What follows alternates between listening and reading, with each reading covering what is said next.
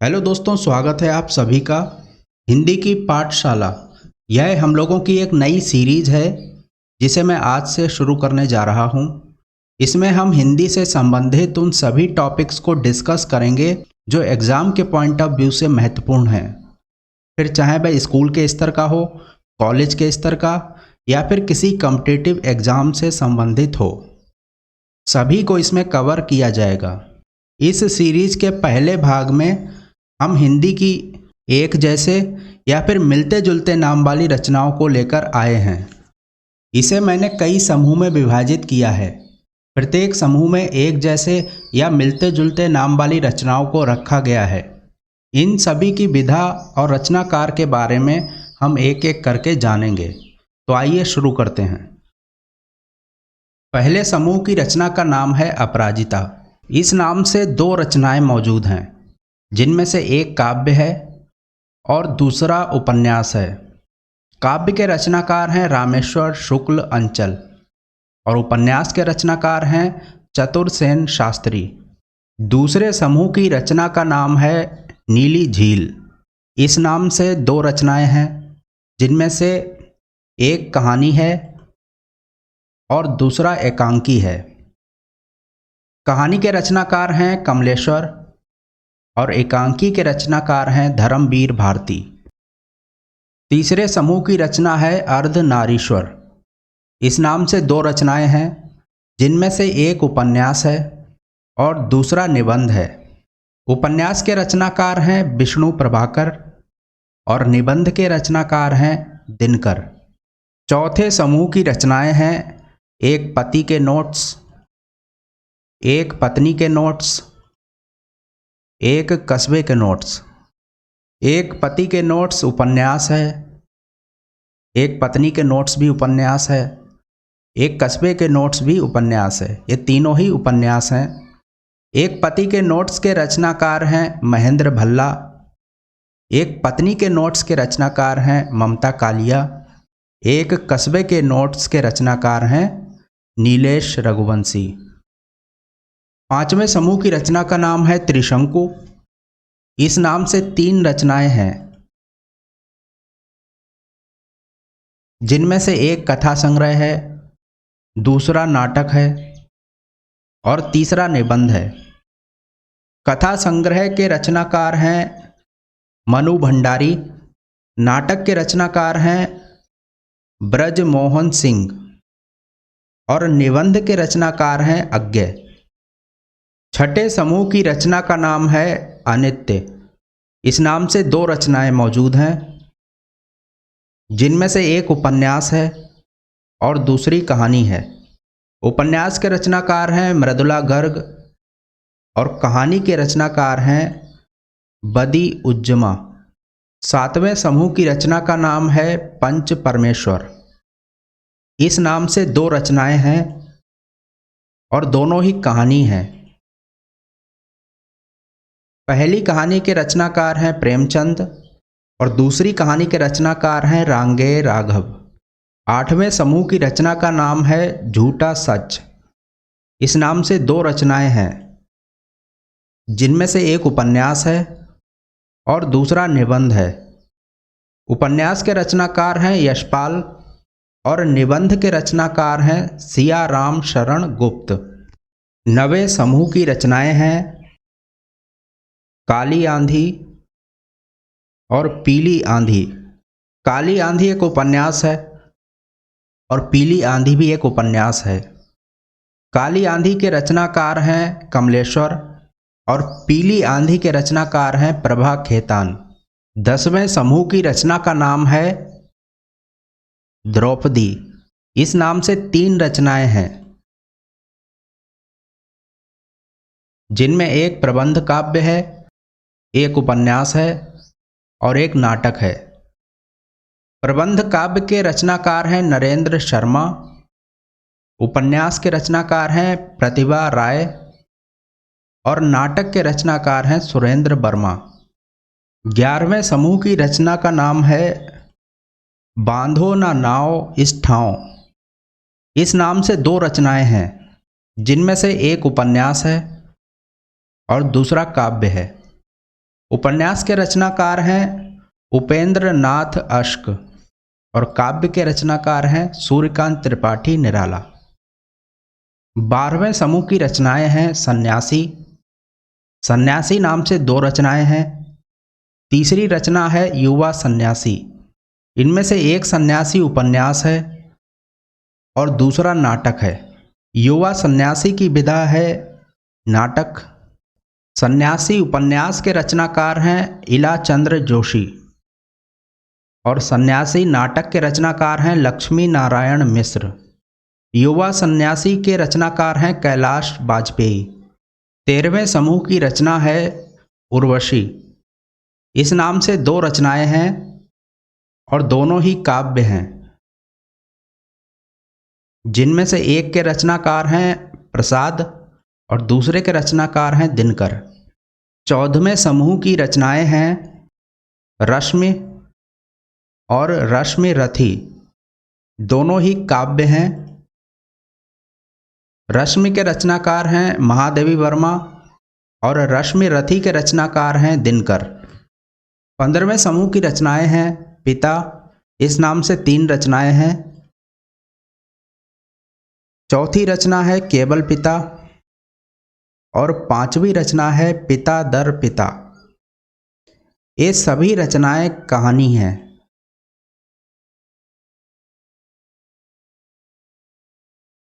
इनमें से पिता कहानी के रचनाकार हैं ज्ञान रंजन। दूसरी जो पिता कहानी है उसके रचनाकार धीरेन्द्र अस्थाना। तीसरी जो कहानी है पिता नाम से उसके रचनाकार हैं महीप सिंह। केवल पिता इस कहानी के रचनाकार हैं सेवा राम यात्री। पिता दर पिता इस कहानी के रचनाकार हैं रमेश बख्शी। 16वें समूह की रचना है दीप शिखा। इस नाम से 2 रचनाएं हैं, जिनमें से एक काव्य है और दूसरा नाटक है। काव्य के रचनाकार हैं महादेवी वर्मा और नाटक के रचनाकार हैं रेवती शरण शर्मा। 17वें समूह की रचनाएं हैं मुक्ति पथ। इस नाम से 3 रचनाएं हैं। चौथी रचना है मुक्ति पर्व और 5वीं रचना है मुक्ति प्रसंग। इनमें जो पहला मुक्ति पद है वह नाटक है। दूसरा मुक्ति पद उपन्यास है। तीसरा मुक्ति पथ भी उपन्यास है। मुक्ति पर्व इसकी विधा है उपन्यास और मुक्ति प्रसंग इसकी विधा है काव्य। मुक्ति पथ नाटक के रचनाकार हैं उदय शंकर भट्ट। मुक्ति पथ उपन्यास के रचनाकार हैं इलाचंद्र जोशी और जो मुक्ति पथ नाम से दूसरा उपन्यास है उसके रचनाकार हैं अभय मौर्य। मुक्ति पर्व उपन्यास के रचनाकार हैं मोहनदास नैमिषराय।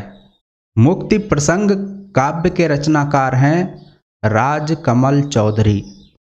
18वें समूह की रचनाएं हैं अरण्य और अंतिम अरण्य। अरण्य की विधा है उपन्यास। अंतिम अरण्य भी एक उपन्यास है। अरण्य के रचनाकार हैं सुधाकर अदीब और अंतिम अरण्य के रचनाकार हैं निर्मल वर्मा। 19वें समूह की रचनाएं हैं दूबधान।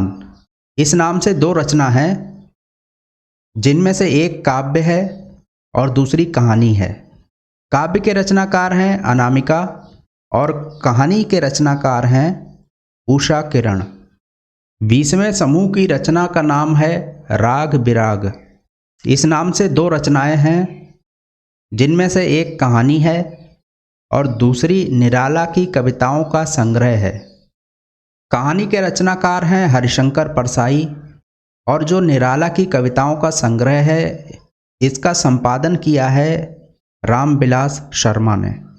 21वें समूह की रचनाएं हैं धरती।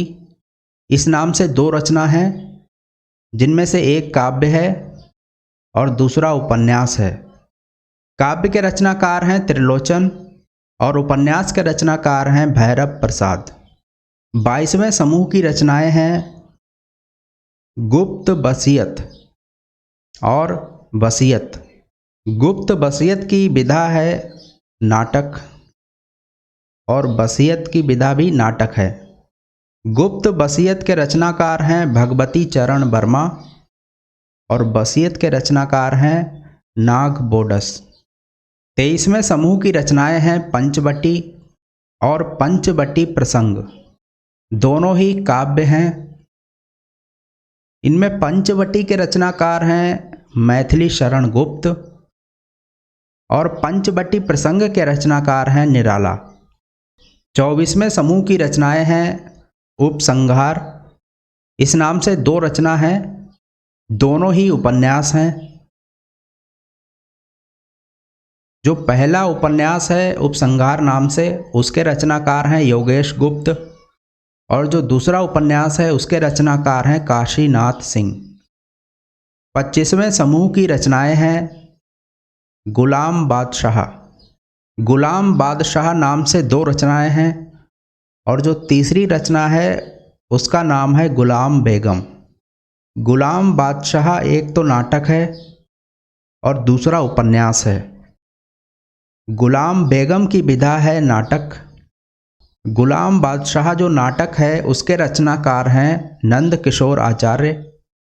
गुलाम बादशाह उपन्यास के रचनाकार हैं रूप सिंह चंदेल। गुलाम बेगम नाटक के रचनाकार हैं गिरिराज किशोर। 26वें समूह की रचनाएं हैं गुनाहों का देवता और देवता के गुनाह। दोनों ही उपन्यास हैं। गुनाहों का देवता उपन्यास के लेखक हैं धर्मवीर भारती और देवता के गुनाह उपन्यास के लेखक हैं देवेश ठाकुर। 27वें समूह की रचनाएं हैं तीसरा हाथी, अंधों का हाथी और पागल हाथी।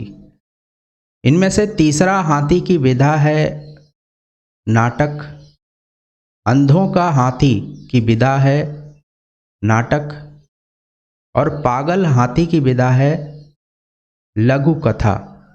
तीसरा हाथी के रचनाकार हैं रमेश बख्शी। अंधों का हाथी नाटक के रचनाकार हैं शरद जोशी। पागल हाथी के रचनाकार हैं प्रेमचंद। 28वें समूह की रचनाएं हैं शह और मात और सह ए मात। शह और मात की विधा है उपन्यास। शह ए मात की विधा है नाटक। उपन्यास के रचनाकार हैं राजेंद्र यादव और नाटक के रचनाकार हैं ब्रजमोहन सिंह। 29वें समूह की रचनाएं हैं धूप के धान, धूप की उंगलियों के निशान, धूप कोठरी के आईने में खड़ी, सीढ़ियों पर धूप, धूप में जगरूप सुंदर। धूप के धान की विधा है काव्य। धूप की उंगलियों के निशान की विधा है कथा संग्रह। धूप कोठरी के आईने में खड़ी, इसकी विधा है काव्य। सीढ़ियों पर धूप, इसकी विधा है काव्य। धूप में जगरूप सुंदर, इसकी विधा है काव्य। धूप के धान, इसके रचनाकार हैं गिरिजा कुमार माथुर। धूप की उंगलियों के निशान, इसके रचनाकार हैं महीप सिंह। धूप कोठरी के आईने में खड़ी, इसके रचनाकार हैं शमशेर बहादुर सिंह। सीढ़ियों पर धूप, इसके रचनाकार हैं रघुवीर साहे। धूप में जगरूप सुंदर, इसके रचनाकार हैं त्रिलोचन। इस समूह में कुछ और रचनाएं हैं जिनमें शामिल हैं पक गई है धूप, उभरती हुई धूप, टहनियों पर धूप, धूप की तलवार, धूप के हस्ताक्षर। पक गई है धूप की विधा है काव्य। उभरती हुई धूप की विधा है उपन्यास। टहनियों पर धूप की विधा है कहानी। धूप की तलवार की विधा है कविता। धूप के हस्ताक्षर की विधा है गजल। पक गई है धूप के रचनाकार हैं रामदरस मिश्र।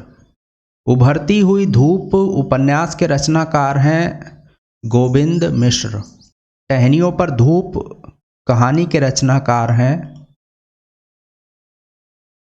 मेहरुन्निसा परवेज। धूप की तलवार के रचनाकार हैं केदारनाथ अग्रवाल। धूप के हस्ताक्षर के रचनाकार हैं ज्ञान प्रकाश विदेह। तो ये थी हिंदी के मिलते जुलते या फिर एक समान नाम वाली कुछ रचनाएं। उम्मीद करता हूँ आप लोगों को यह प्रयास पसंद आया होगा। आज के लिए इतना ही, धन्यवाद।